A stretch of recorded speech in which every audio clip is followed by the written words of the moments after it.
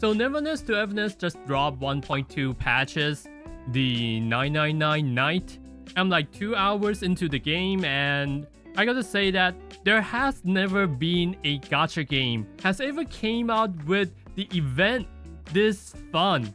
Yes, I see the trailers, it looks good, but I thought the game mode gonna feels like gimmicky. It gonna comes with few smaller maps with a few hours of content, or just filling in with the visual novels that takes forever to go through the story that people doesn't really care. I've never seen any single gacha game turn a AAA game, but in the quality like a decade ago, but a really good one, into an event. Anyway, my name is Ryusuke. I do commentary about the gacha game, so do drop like and sub. I'm currently mainly doing the Arc Knight, Zenless Zone Zero, and Neverness to Everness. I am so blown away by this, and I've got some question about this event, not because I'm not having fun with it, but because I have a tons of fun. But how are they gonna make money back from this? Cause the map is like so freaking large. I believe that there are like 4 dungeons. I just get started with the first dungeon, and it's freaking amazing. This is not a few hours of event content. This is a 20 hours full-blown RPG game. Neverness to Everness just set a precedent on how a big event should be done. That's why I'm giving it 12 out of 10, cause I've never experienced anything like this in any other gacha game. The other really good event that people has been talking about is the Wuwa and the Cyberpunk collabs. I don't really play Wuwa, correct me if I'm wrong, but I assume that it's probably doing the same thing on different map, on a different setting, but with an exceptionally good storyline. If that's the case, then it's still the typical gacha event. Usually when gacha game, when they came out with an event, it's gonna be the combat with your existing character in different game mode, but you're still playing the same game, but with the extra reward like the pools. And when it comes to minigame, most of them are designed for you to enjoy it for like couples hour. Some of the good one in Zenless Zone Zero is like the pseudo Fall Guy mode, but with the bamboo instead. Basically copying minigames from other popular games. And not gonna lie, it's usually pretty fun, and that's exactly what you expect from an event. But damn, nobody would have expected a full-blown RPG game in an event. This is just incredible. And the last time I enjoyed an event this much is when I was playing Nikkei in the Mirror event and the Dave the Diver collapse. In the Mirror is like the Hollow Knight ripoff. The pacing of the progression and the game is designed for you to enjoy about 4 to 5 hours. The mechanics, the game in itself are simple, but it's freaking fun. And that's unironically the best event I've ever get from out of all the gacha games before the 999 night. So basically you're playing with these 4 characters. 2 of them are the new character that gonna be out in the banner. Shinku is already out, and the next banner gonna be Iroi. And it's a completely different progression system. Like as you can see, it's a level 15. It doesn't matter what your character's level was in the ordinary mode. You're starting from level 1. The progression is designed for a 20 hours content or maybe less. I'm just 2 hours in and I'm level 15 now. Whereas when we are enjoying the gacha game, it usually took weeks to progress in the game and being gatekept by the account levels. And this is very important because you get to enjoy the sense of progression within a short amount of time frame. It takes away the biggest problem that all gacha game has, which is the lack of sense of progression. The combat, the mechanics, they stay the same, but they comes with totally different gearing system. As you're fighting the higher levels mob, you're gonna get the better weapon, better clothes, better gear. And let's say if I click in the Iroli, the appearance of the character gonna change when you change the gear, like this one. Like if I want to change the shoes, I can turn it black too. This is what you would have expect from a full-blown RPG game. This is definitely not some gimmicky events that gonna feel lackluster. It just feels so complete. And by the way, this is one of the trousers. The design actually looks unreal. And let's change it. Jesus Christ, that's thigh. That is crazy. That is crazy. Her butt cheeks is out, man.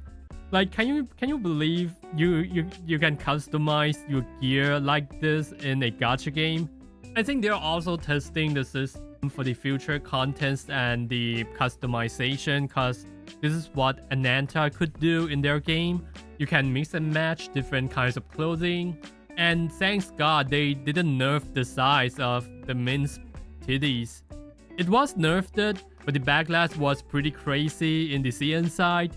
So prop to them to not bow to the Karen who doesn't know how to manage their jealousy. Am I somewhere before fighting the boss?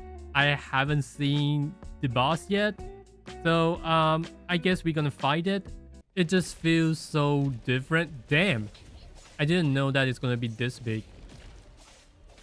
Yeah, and one thing about this is that they didn't just copy paste the existing enemy in the game. It's just a whole new different enemy in this event.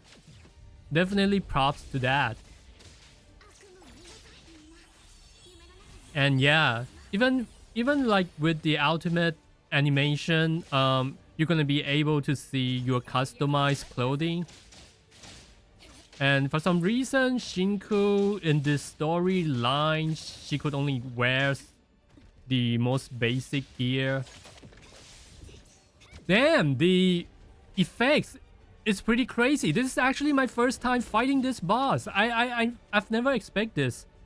Jesus Christ.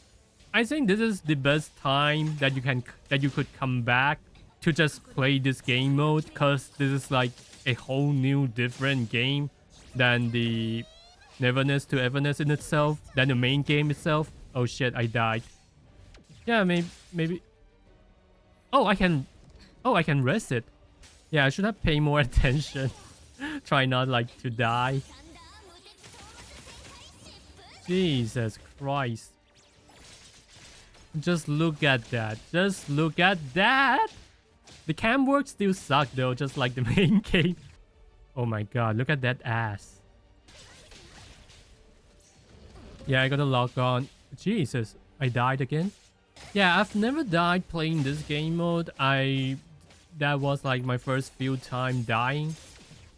I guess a lot of people gonna die in this boss fight.